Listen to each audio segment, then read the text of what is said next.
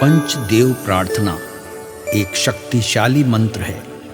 प्रातःकाल सच्चे मन से इसे सुनने से जीवन के सभी दुख तुरंत दूर होने लगते हैं। पंचदेव प्रार्थना को प्रतिदिन सुनने से जीवन के असंभव कार्य भी संभव हो जाते हैं। तो आइए सुनते हैं यह पंचदेव प्रार्थना।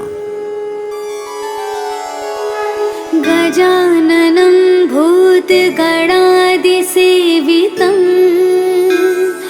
कपित्थजम्बूफलचारुभक्षणम् उमासुतं शोकविनाशकारकम् नमामि विघ्नेश्वरपादपङ्कजम्।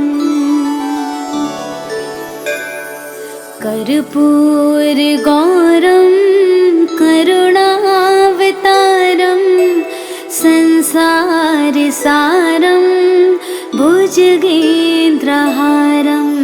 सदा वसन्तं हृदयारविन्दे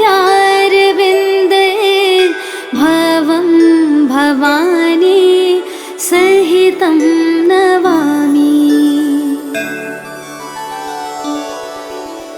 शान्ताकारं भुजगशयनं पद्मनाभं सुरेशं विश्वाधारं गगनसदृशं मेघवर्णं शुभांगं लक्ष्मीकान्तं कमलनयनं योगिभिर्ध्यानगम्यं वन्दे विष्णु भवभयहरं सर्वलोकैकनाथम्।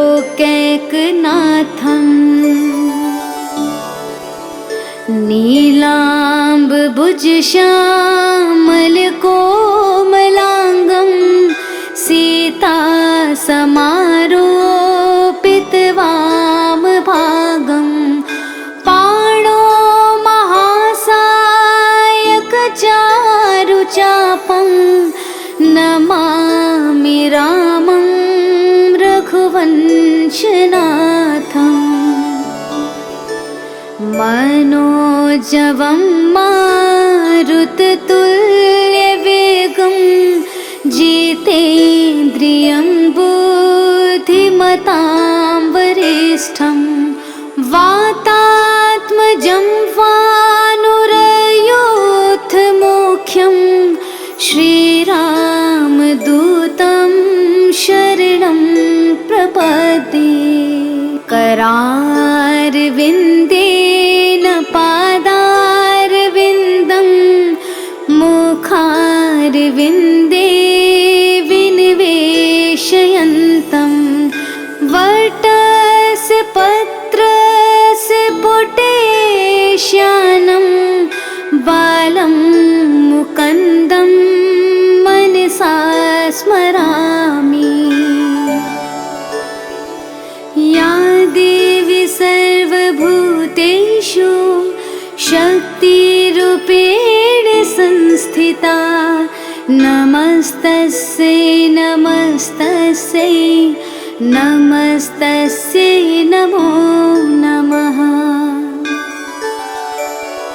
नीलाञ्जनासमाभासं रविपुत्रं यमाग्रजं छायामार्तण्डसम्भुतं तं नमामि शनैश्चरम्। गजाननं भूतगणादिसेवितं कपित्थजम्बूफलचारुभक्षणम् उमासुतं शोकविनाशकारकम् नमामि विघ्नेश्वरपादपङ्कजम्। कर्पूरगौरं करुणावतारं संसारसारं भुजगेन्द्रहारं सदा वसन्तं हृदयारविन्दे भवं भवानी सहितं नमामि। शान्ताकारं भुजगशयनं पद्मनाभं सुरेशं विश्वाधारं गगनसदृशं मेघवर्णं शुभांगं लक्ष्मीकान्तं कमलनयनं योगिभिर्ध्यानगम्यं वन्दे विष्णु भवभयहरं सर्वलोकैकनाथम्।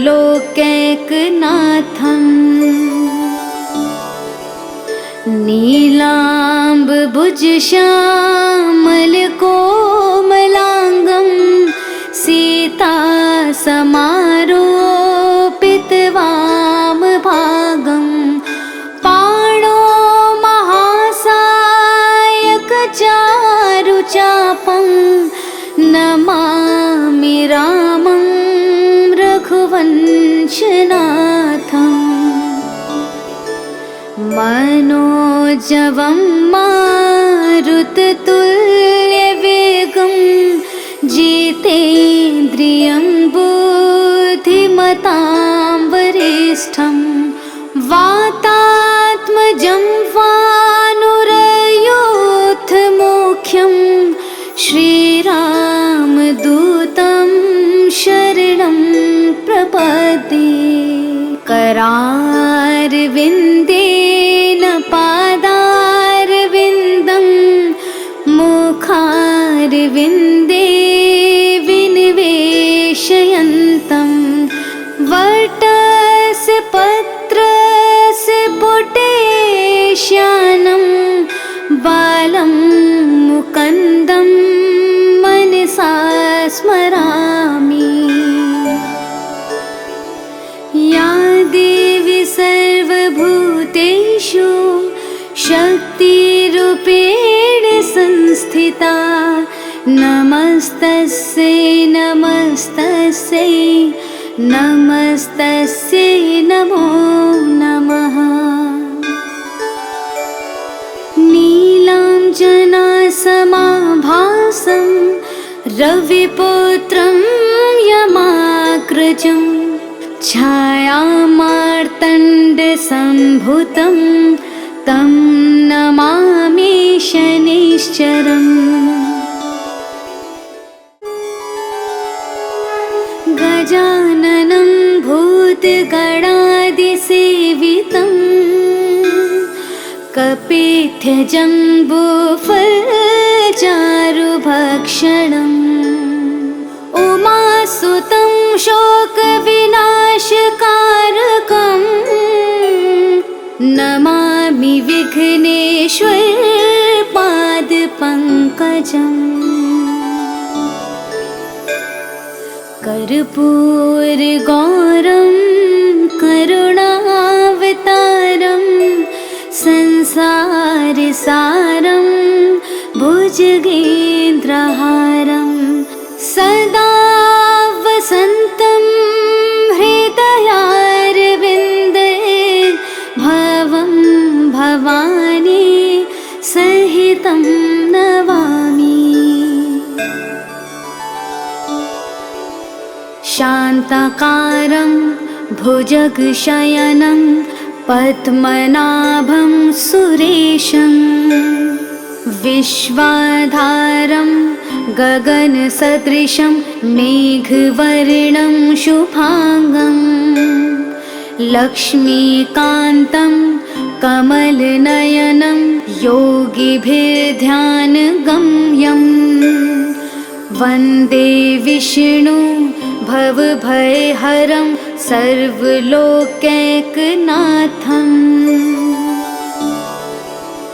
नीलाम्बुजश्यामलकोमलाङ्गं सीतासमारोपितवामभागं पाणो महासायकचारुचापं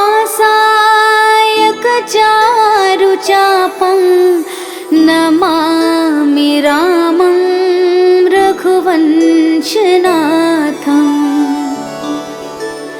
मनोजवं मारुततुल्यवेगं जितेन्द्रियं बुद्धिमतां वरिष्ठं वातात्मजं वानुरयोधमुख्यं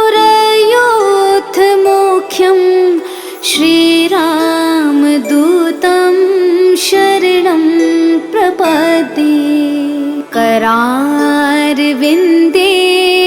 पादारविन्दं मुखारविन्दे विनिवेशयन्तं वटस्य पत्रस्य पुटेश्यानं बालं मुकुन्दं मनसा स्मरामि। या देवी सर्वभूतेषु शक्तिरूपेण संस्थिता नमस्तस्यै नमस्तस्यै नमस्तस्यै नमो नमः। नीलाञ्जनासमाभासं रविपुत्रं यमाग्रजं छायामार्तण्डसम्भूतं तं नमामि शनैश्चरम्। गजाननं भूतगणादिसेवितं कपित्थजम्बूफलचारुभक्षणम् उमासुतं शोकविनाशकारकं नमामि विघ्नेश्वरपादपङ्कजम्। कर्पूरगौरं करुणावतारं संसारसारं भुजगेन्द्रहारं सदा वसन्तं हृदयारविन्दे भवं भवानी सहितं नमामि।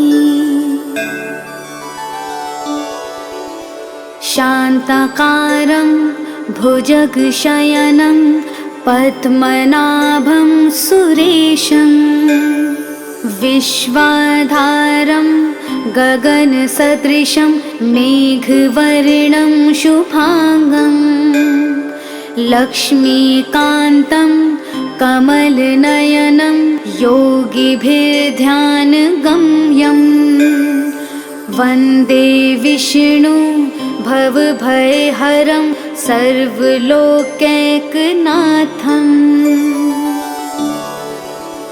नीलाम्बुजश्यामलकोमलाङ्गं सीतासमारोपितवामभागं पाणो महासायकचारुचापं नमामि रामं रघुवंशनाथम्। मनोजवं मारुततुल्यवेगं जितेन्द्रियं बुद्धिमतां वरिष्ठं वातात्मजं वानुरयोधमुख्यं श्रीरामदूतं शरणं प्रपद्ये। करारविन्देन पादारविन्दं मुखारविन्दे विनिवेशयन्तं वटस्य पत्रस्य पुटेश्यानं बालं मुकुन्दं मनसा स्मरामि। या देवी सर्वभूतेषु शक्तिरूपेण संस्थिता नमस्तस्यै नमस्तस्यै नमस्तस्यै नमो नमः। समाभासं रविपुत्रं यमाग्रजं छायामार्तण्डसम्भुतं तं नमामि शनिश्चरम्। गजाननं भूतगणादिसेवितं कपित्थजम्बूफलचारुभक्षणम् उमासुतं शोकविनाशकारकं नमामि विघ्नेश्वरपादपङ्कजम्। कर्पूरगौरं करुणावतारं संसारसारं भुजगेन्द्रहारं सदा वसन्तं हृदयारविन्दे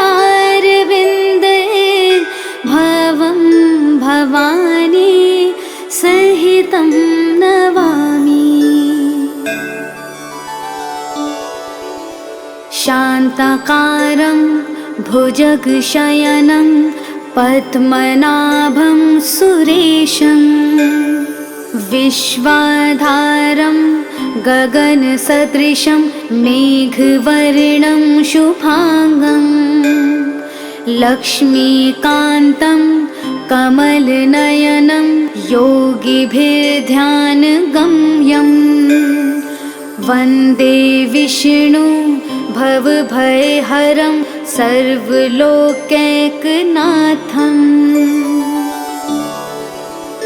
नीलाम्बुजश्यामलकोमलाङ्गं सीतासमारोपितवामभागं पाणो महासायकचारुचापं नमामि रामं रघुवंशनाथम्।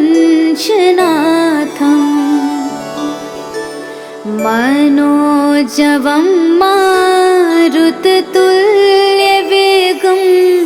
जितेन्द्रियं बुद्धिमतां वरिष्ठं वातात्मजं वानुरयूथमुख्यं श्रीरामदूतं शरणं प्रपद्ये। करारविन्देन पादारविन्दं मुखारविन्दे विनिवेशयन्तं वटस्य पत्रस्य पुटेश्यानं बालं मुकुन्दं मनसा स्मरामि। या देवी सर्वभूतेषु शक्तिरूपेण संस्थिता नमस्तस्यै नमस्तस्यै नमस्तस्यै नमो नमः। नीलाञ्जनासमाभासं रविपुत्रं यमाग्रजं छायामार्तण्डसम्भुतं तं नमामि शनिश्चरम्।